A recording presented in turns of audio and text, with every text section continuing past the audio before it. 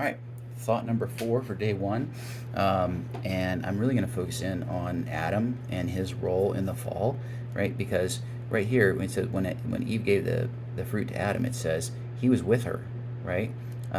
So Adam, it seems to me like he was with Eve during this whole time. He's just kind of standing by passively, letting his wife have a conversation with the devil.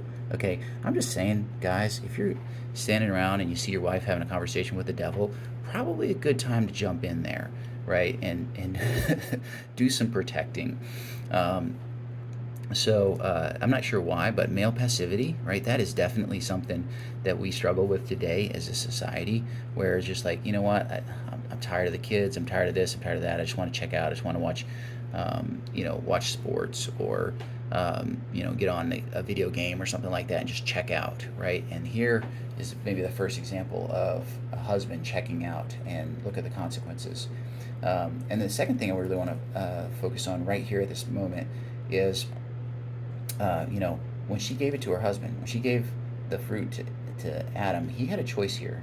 He had seen what happened. He knew how this was going to play out. God gave him the command, and he had to choose between standing with Eve or standing with God, right? He could have said at this point, Eve, what you've done is wrong, but I have to obey God.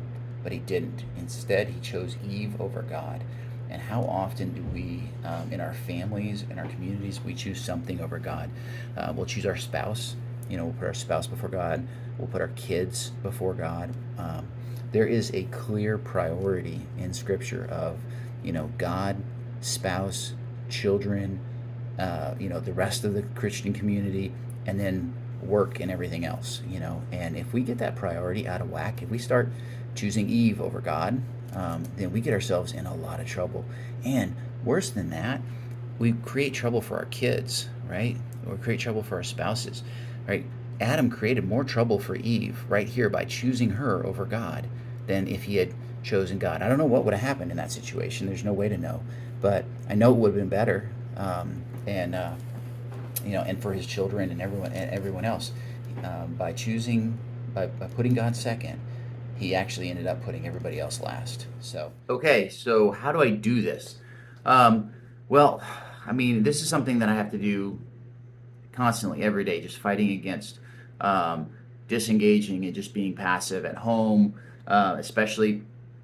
So, if you guys remember from the other day, one of the things that I do is if there's not a clear action step, if it's maybe more of a prayer or some way that I need to something I need to meditate on, we'll write it on a card and then put little hash marks down here. When I get to like 10, then I'll just set this aside, and at least I've at least reviewed that 10 times. So for me in this case, it's just asking God, where, when am I being disengaged? Am I not engaged at home?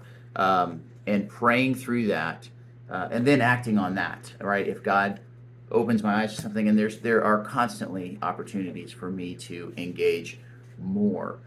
So it's just kind of, again, just meditating on this. Hopefully, asking God to change my mind, and just praying through my action step. So that's what I'm going to do. What about you? How are you going to read it and do it?